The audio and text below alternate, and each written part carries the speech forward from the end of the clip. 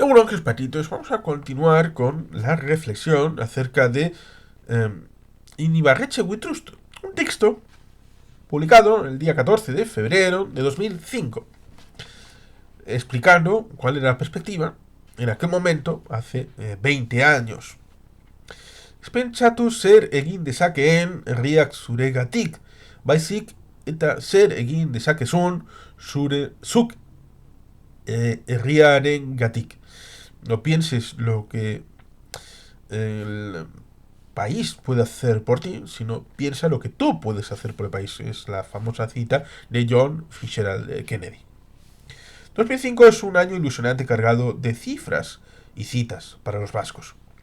Es un año imprescindible en su historia, y eso que únicamente llevamos 24 días consumidos de él. Elecciones nacionales vascas, el referéndum sobre el tratado por el que se establece una constitución para Europa, y cómo olvidarlo, el referéndum sobre el ya proyecto en firme del nuevo estatuto político de la comunidad de Euskadi. Este año 2005 es el año de nuestra vida como vascos, al menos desde hace mucho tiempo. Al así llamado Plan Ibarretxe se le acusa de ser una imposición no consensuada entre los vascos desde el Frente Español, formalmente constituido en reunión plenaria en la Moncloa por el presidente del gobierno de España y líder del PSOE, junto con el líder del PP, José Luis Rodríguez Zapatero, y Mariano Rajoy Brey, curiosamente llamado líder de la oposición, aunque no sé si EA, RC, el PNG, el mismo PNV, tantos otros lo asumen como su portavoz, digo yo. Curiosamente, coinciden en el discurso tanto PSOE como Batasuna. Es más, a Pachi López le parece más dialogante y democrática la propuesta de un partido que ha sido ilegalizado por ellos mismos que la del Endacari del gobierno de Euskadi. Juan José Ibarretxe, Marc IV. Recordemos el pasado de esta propuesta un poco, tal y como hace don Miguel Herrero y Rodríguez de Miñón en su artículo publicado el 5 de enero de 2005 en el diario El País, titulado Conspiración. Esta propuesta no parte porque sí. Alguno habrá que recuerde que el PSE gobierna Euskadi desde que se produjo la ruptura del PNV con el surgimiento de EA en 1986 hasta 1998. También recordaremos que el PSOE de Felipe González gobernó España desde 1982 hasta 1996. El PSE es un viejo conocido de los vascos y el PSOE de los españoles. El PSE participó del acuerdo que supuso el Estatuto de Gernika, que, con todo, obtuvo en tierras vascas el apoyo del 53% de la población inscrita en el censo electoral. Que no se nos olvide. Tampoco que el PP, entonces Alianza Popular, que traducido literalmente a Euskadi se aproximaría mucho a Herri Batasuna, se cambiaron de siglas por eso, pidió el no. Un no por ser una propuesta que rompía la unidad de la patria española. Y de aquí que dicen que ser los mayores defensores del estatuto. Ni que decir que Herri Batasuna dijo que no, a su vez, por ser una propuesta servil, y que sería realmente una cesión a las pretensiones de unidad de la patria española, con un PSE que defendía en aquellos tiempos, abanderado por el histórico Chiqui Venegas, la facultad que le asiste a los vascos al derecho de autodeterminación, que defendía una seguridad social propia, vasca, emanada del artículo 18.2b del propio Estatuto de Gernika y disposición transitoria quinta, un PSE con cuatro patas que entonces era Vizcaya, Araba, Guipúzcoa y Nafarroa, y que contaba con un socialista de Tafalla, en la Ribera Navarra, Carlos Olchaga, en el gobierno del Consejo General Vasco Preautonómico del entonces presidente y futuro lehendakari también navarro Carlos Garaikoetxea. Efectivamente, hay muchas sorpresas en el Estatuto de Gernika para el lector más avezado, o mejor dicho, simplemente para el que lo quiera leer, porque el Estatuto de Gernika es bueno. Pero, como se ve en el informe elaborado por un tal Euroberry sobre el porqué del Plan Ibarretxe, faltan 40 competencias para completar el estatuto. Jordi Sevilla, de Castellón y residente en Tarragona, por cierto, ministro de Administraciones Públicas del actual gabinete CNAP, las reduce a 10. Y dice que son 4 transferibles, tal cual, otras 4 son negociables. Dice que tal y como están no se pueden dar. Y que 2 jamás. Y estamos hablando de competencias recogidas en el Estatuto de Gernika. ¿De qué hablamos? ¿De un mercado persa? Durante los años 80 y 90, el Parlamento vasco se hinchó a hacer dictámenes recordatorios de las competencias aún no transferidas, porque esa es otra cosa de la que se nos acusa, de que el Parlamento no tiene carga de trabajo. Y eso es cierto en la medida que con la incorporación de España en las comunidades europeas, más tarde Unión Europea, se da una cierta y palpable recentralización vía Bruselas. Esto es, que mediante el COREPER, coordinación de representantes permanentes, esto es, el trabajo de cocina de los Estados miembros, para que cuando lleguen los jefes de Estado solo tengan que echar la firma, ¿o cómo creías que iba el negocio? Europa trata de un tema, lo debate, y aprueba una directiva o reglamento. Si es de aplicación directa, toca joderse directamente. Aun cuando la competencia de lo que se trate sea de una región con competencia legislativa. Y si era de transposición, la ley de acompañamiento estatal la dicta el único parlamento que aparentemente reconoce Europa. Porque así lo ha dicho el gobierno español a Europa. La carrera de San Jerónimo. No como el gobierno belga, que en un anexo del proyecto de Constitución Europea y parte integrante del mismo, señala claramente que tienen el mismo rango tanto el Parlamento Federal como el Parlamento Flamenco como el Parlamento Valón. Así se explicaba el cabreo de José María Aznar en el Consejo Europeo de Laeken, en Bélgica, en diciembre de 2001, donde las 54 líneas que debía seguir la convención, señaló claramente Guy Verhofstadt, primer ministro federal belga, 6 tenían que ver con las naciones sin Estado y las regiones con competencia legislativa, algo, por cierto, no reconocido en el actual proyecto de Constitución Europea. Algo que no puede obviarse, gustará más o menos. Pero ahí estamos, vascos, escoceses, galeses, flamencos, corsos, sardos, catalanes o lapones. Dado todo este cúmulo de situaciones, y lo sucedió en el año 2000, con un pressing constante para que dejara al gobierno vasco el Lehendakari Ibarretxe y su equipo, se convocaron elecciones el 13 de mayo de 2001. Decían que el PNV era tibio. Bueno, la coalición EA-PNV incluyó el derecho de determinación y una salida de la entonces situación de parálisis provocada por el Frente Español de Nicolás Redondo Terreros, hijo, y de Jaime Mayor Oreja. Soportados por el señor filósofo. Pobre muchacho, este último. Ayer Oreja. Mira que dejar el ministerio siendo el mejor valorado de España para ser el líder del segundo grupo parlamentario, con un 23% de apoyo.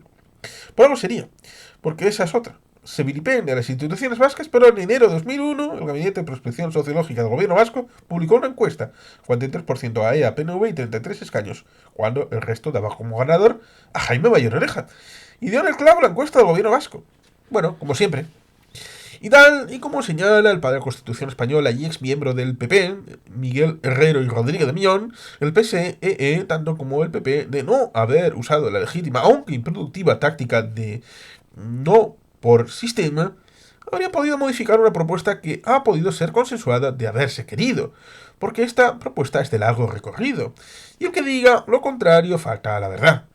Y si es miembro del Parlamento Vasco, además incurriendo en perjurio, porque esto se inició como una propuesta del Parlamento al Ejecutivo. El Parlamento, después de haber desarrollado una comisión de autogobierno en la que se participó decenas de ilustres ciudadanos y ciudadanas vascas, y para transmitir su sentir y su saber sobre el actual estado del citado autogobierno, con el conocimiento del PP y del PSEE, se sabía que en septiembre de 2002 se iba a presentar en el Parlamento la iniciativa de presentación de un texto articulado, siguiendo el modelo de reforma del Estatuto previsto en el artículo 46.1 del Estatuto de Gernika, que prevé la facultad de presentación de un texto articulado al Ejecutivo vasco.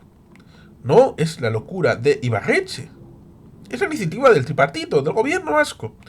Después, y durante un año, se consultó a la sociedad vasca para elaborar el texto que se presentó el 25 de octubre de 2003 en la Jurianea y que se presentó a trámite del Parlamento el mismo día. Después se abrió un periodo de tramitación parlamentaria. En ninguno de los pasos quiso dar su aportación, ni el PP ni el PSE, desdeñando la generosa oferta de ampliación de plazos. Ni debatir, ni concretar propuestas alternativas. Y cuando el PSE quiso mover ficha, lo hace fuera de plazo y en un hotel, no en el Parlamento. ¿Qué se creen que es esto? ¿Un casino? Pues en la comisión del Parlamento pasada ni aprovecharon para incluir nada ni para votar ni a favor ni en contra. Al menos estuvieron. Como si nos hicieran un favor, como convidados de piedra, voluntarios eso sí, de haber querido decir algo, habrían podido. Eso sí, es mucho más goloso hacerlo frente a la prensa, claro. Y así llegamos a la negación de la voluntad del consenso. Ha habido el consenso que ha sido posible. Ya ha salido la propuesta que tenemos aprobada por la mayoría absoluta del Parlamento el 30 de diciembre de 2004, tal y como lo exige el artículo 46.1 del Estatuto de Gernika. Siguientes pasos. Los puntos segundo y tercero son la votación en las Cortes y el referéndum. ¿O es que se creía que el Lendakari se saca los plazos de la manga como mago Juan Tamariz? Dicen que si esta propuesta no tiene cabida en la Unión Europea, ¿sabes que la Unión Europea reconoce cualquier organización interna de la que se quiera dotar un Estado? Asunto interno, dicen. De la misma manera que Bélgica, que era un Estado regional, va a ser un Estado federal entre 1993 y 95. O el mismo caso de la devolución a Escocia y Gales, que lleva tal vez el mismo camino, del Estado unitario al Estado federal, cuando no hacia la pura y llana independencia, como es el caso de Escocia. ¿Sabéis que incluso el famoso artículo 2 de la Constitución española, en una interpretación algo más laxa que la del exfalangista Aznar, incluye el plan Ibarretxe? Sí, el artículo de sacrosanta unidad de la patria española, porque la gente habla de un plan secesionista, independentista, rupturista. Que me digan, ¿dónde está?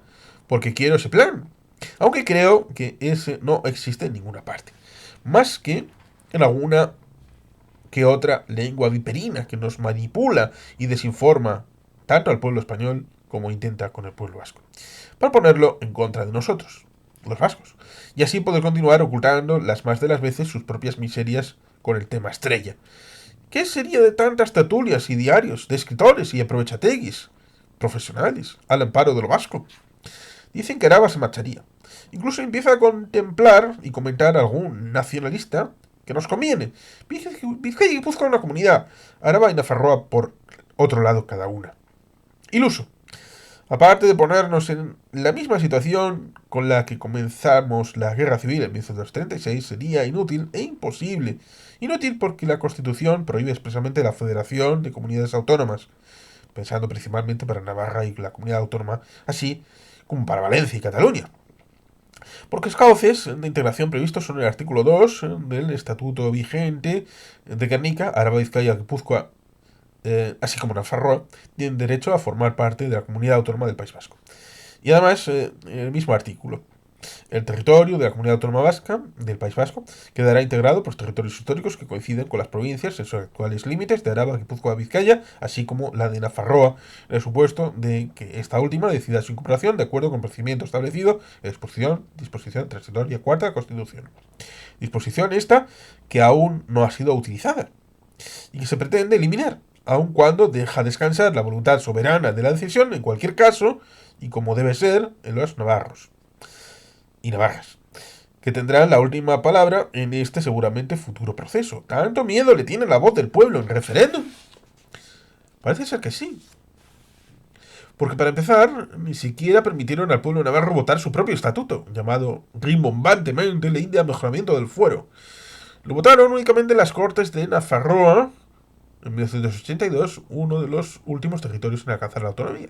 Por cierto, no todos los territorios tenían previsto acceder al Parlamento.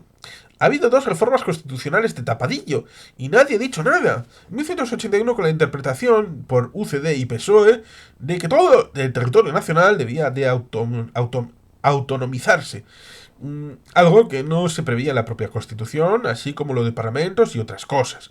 Y el pacto de 1992 entre PSOE y PP. Aparte, se modificó la Constitución en el artículo 13 para incluir el sufragio pasivo en elegible debido a la aprobación del Tratado de Maastricht en 1993. Y no se montó el escándalo actual. Son las cosas de España, de la España cañí de pandereta y tortilla de patatas. ¿Dónde está aquella otra España de Ana Belén y la camisa blanca y no azul? ¿Será que ni está ni se la espera a este tampoco? ¿O que es que simplemente está presa de manos de políticos y medios de comunicación desaprensivos? Me gusta pensar lo segundo. Y es imposible la separación de Araba, porque para empezar Toda legitimidad que pudiera tener Araba como territorio histórico se subsume en el Estatuto de Guernica, desde el mismo momento en el que éste entró en vigor.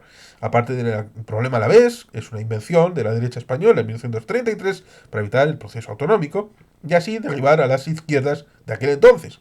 No tiene ningún argumento para hacer lo que dicen. Legal es única y exclusivamente una pataleta para salir en prensa. Por demás, todos tienen derecho a llorar en público, aunque no a jugar con la ciudadanía, como han hecho Alfonso Alonso, alcalde de Vitoria-Gasteiz, y Ramón Rabanera, el primo de Álvaro Amán, sí, el consejero, que en ese momento era diputado general de Araba. Señala la disposición adicional primera de la Constitución española como argumento y base para la formación de la hipotética comunidad foral de Araba. La disposición señala: la Constitución ampara y respeta los derechos históricos de los territorios forales. La actualización general de dicho régimen foral se llevará a cabo, en su caso, en el marco de la Constitución y de los estatutos de autonomía. Los territorios forales son 4: Araba, Vizcaya, Guipúzcoa y Nafarroa. ¿Qué supone esto? Pues que los derechos históricos de Euskadi, tras la aprobación del Estatuto de Guernica, desaparecen los derechos individuales territoriales, se actualizan mediante proyectos como el Plan Ibarretxe.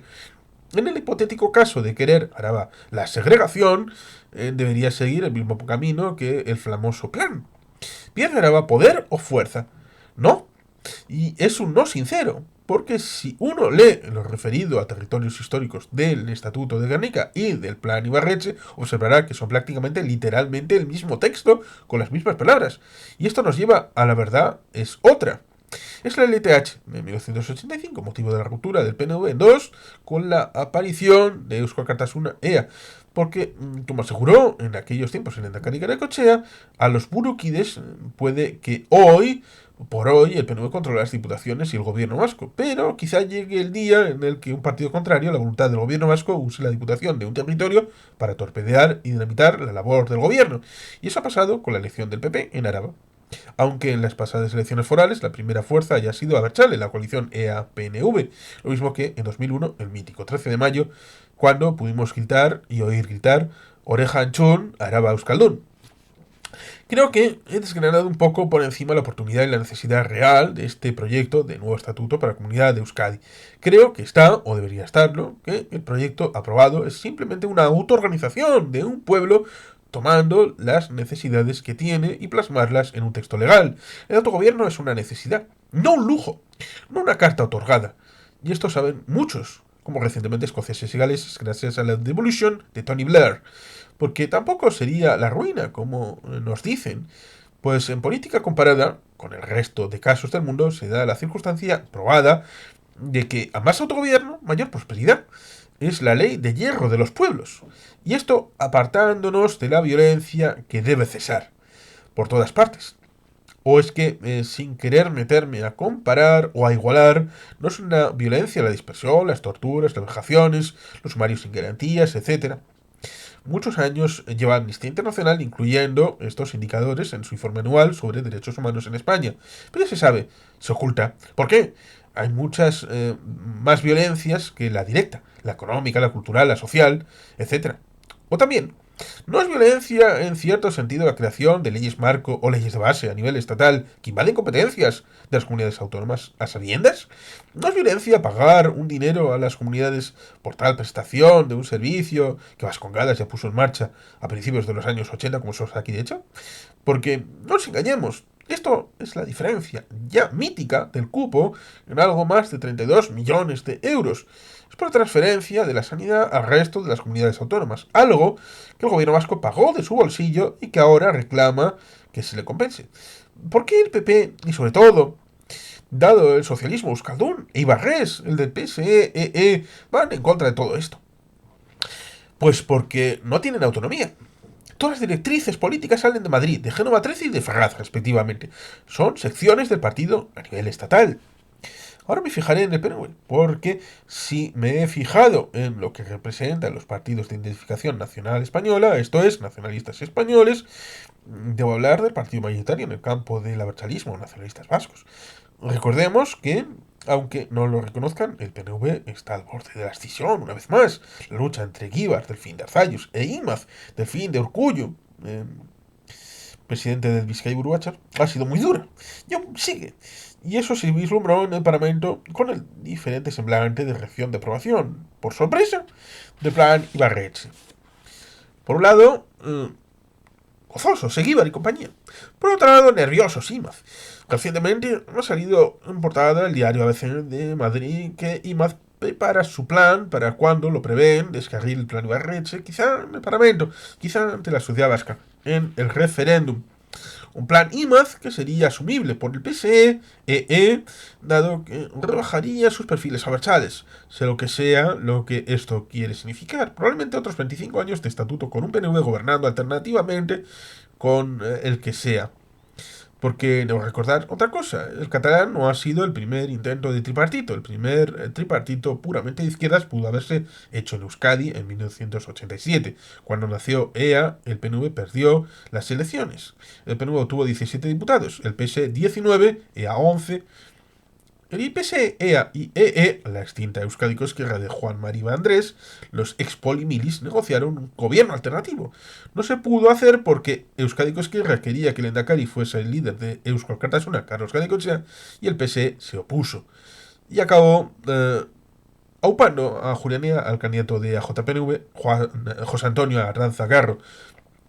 Eso sí es una lección de talante. El proyecto de estatuto ha sido admitido a trámite por parte de la mesa del Parlamento Español y votado y previsiblemente rechazado el 1 de febrero. El 17 de abril tocan elecciones nacionales vascas, el 20 de febrero toca el referéndum europeo, aunque en nada incumbe sobre el plan Ibarretxe.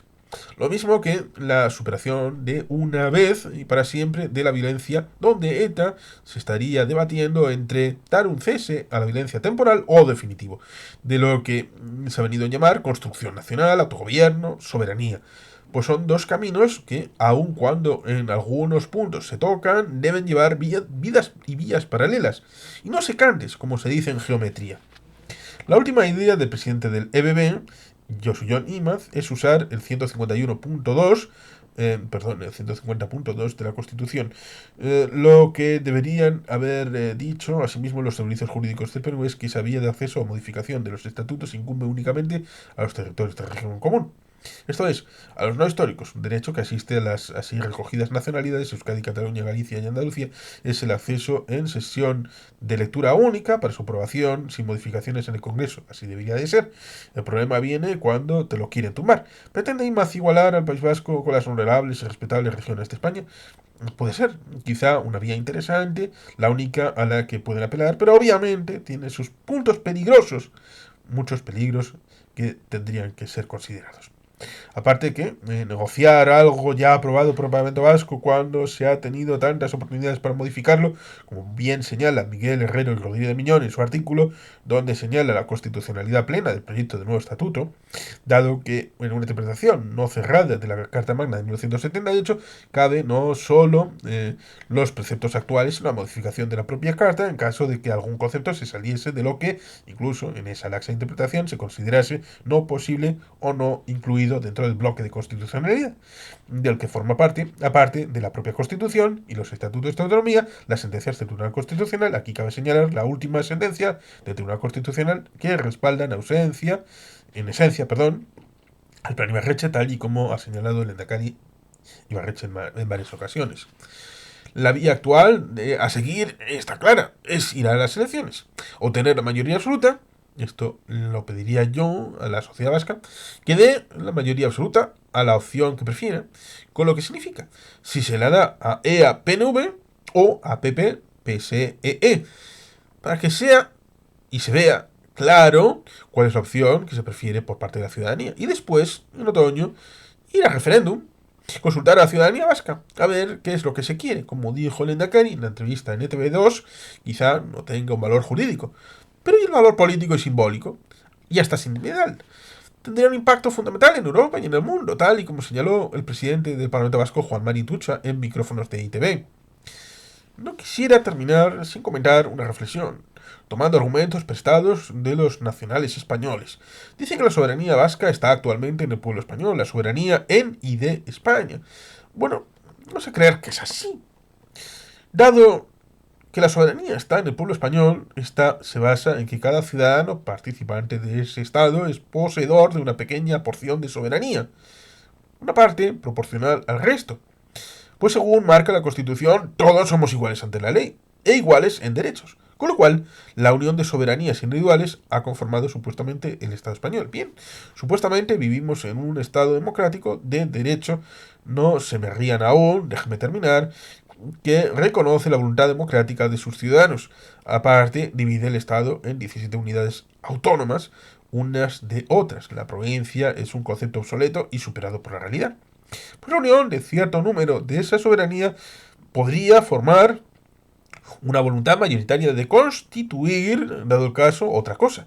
Porque la soberanía no es un papel que se deposita en el Banco de España, secula seculorum, sin posibilidad de modificación.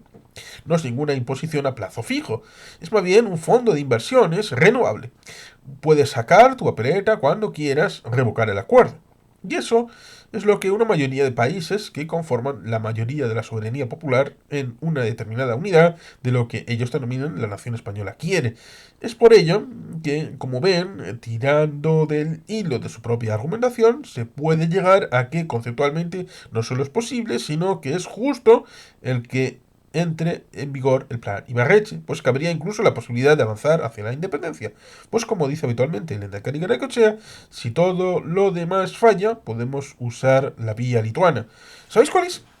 Pues atrincherarse en los parlamentos con la sede parlamentaria haciendo una declaración plena soberana. Y la consiguieron.